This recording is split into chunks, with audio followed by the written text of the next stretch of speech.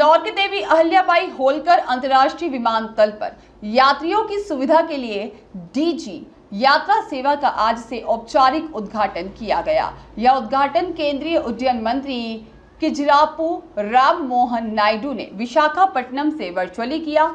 इंदौर में समारोह में सांसद शंकर लालवानी और विपिन सेठ सहित अन्य गणमान्य नागरिक उपस्थित थे। देश के प्रमुख एयरपोर्ट पर यात्रियों की सुविधा के लिए करीब 2 साल पहले डीजी यात्रा सेवा शुरू करने का फैसला लिया गया था, जिसके तहत एयरपोर्ट पर यात्रियों को पहचान संबंधित दस्तावेज दिखाने के बजाय बायोमेट्रिक जांच के जरिए ही सिर्फ चेहरा दिखाने पर जांच हो जाती है।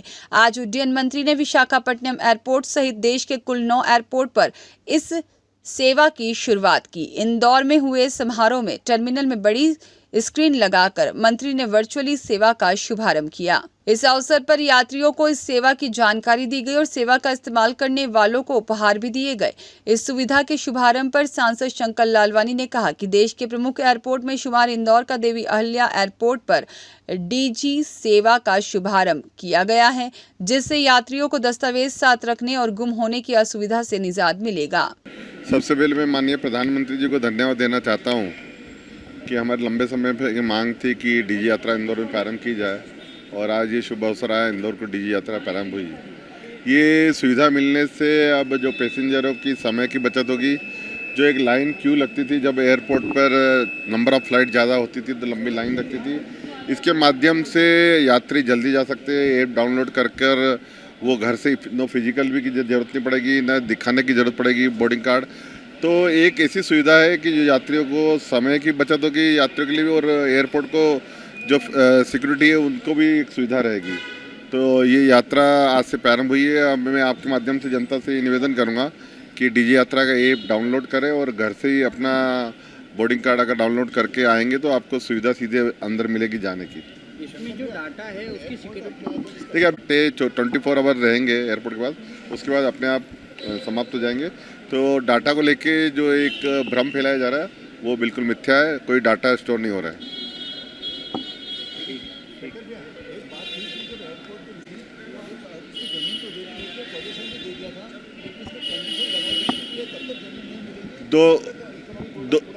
दो बातें थे। वो इकोनॉमिक ऑर्डर के सड़क बन गई थी, आईडीए ने बनाई।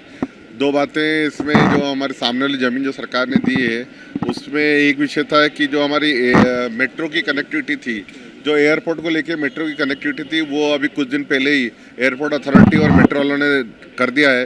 क्योंकि अंडरग्राउंड मेट्रो जो आ रही है यहाँ पर, उसका एग्जिस्ट कहाँ होगा उसको लेके फाइनल डेस्टिनेशन आ गया है, पहली बात।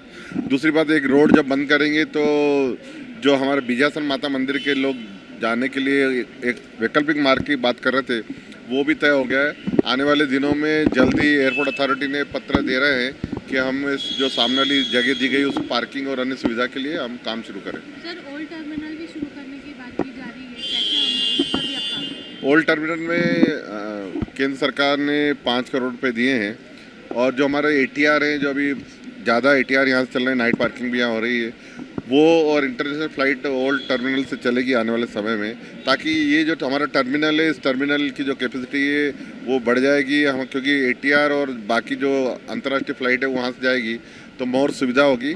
आने वाले समय में एयरपोर्ट एक्सपांशन के लिए भी हम बात कर रहे हैं।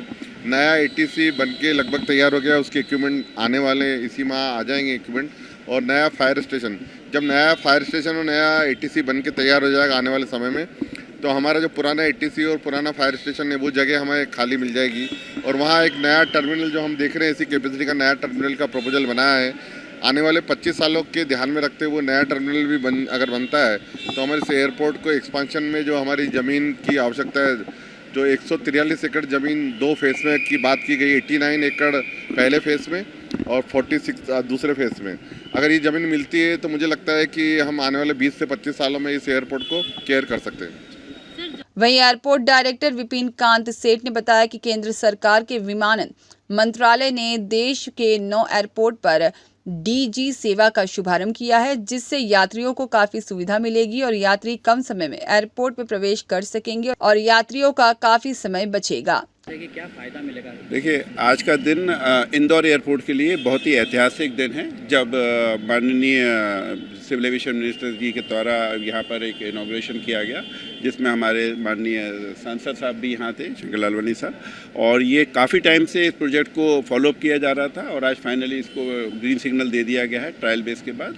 और इससे जैसा कि बताया गया कि जो 15 सेकंड से 1 मिनट तक का टाइम लगता था एंट्री गेट पर, वो 5 सेकंड तक रिड्यूस हो जाएगा। तो जो टाइम है पैसेंजर्स को पहुंचने के लिए बोर्डिंग गेट तक, वो काफ़ी रिड्यूस हो गया और सीमलेस और हैसल फ्री, यानी आपको कोई अपने क्रेडेंशियल साथ में कैरी नहीं करने। आप एक बार डीजी यात्रा पे अपने को रजिस्टर कीजिए और जो अब टोटल 24 एयरपोर्ट्स हो गए हैं, आपकी यात्रा बहुत ही सुखद होगी और सीमलेस होगी। इसके साथ साथ जो प्राइवेसी का इशू किया जा रहा है, बताया जा रहा है, वो बिल्कुल इसमें सेफ़ है और कोई भी डाटा पब्लिक में शेयर नहीं होता है, आपके मोबाइल ऐप पर ही रहता है और उसके बाद 24 घंटे के अंदर डिलीट भी हो जाता है।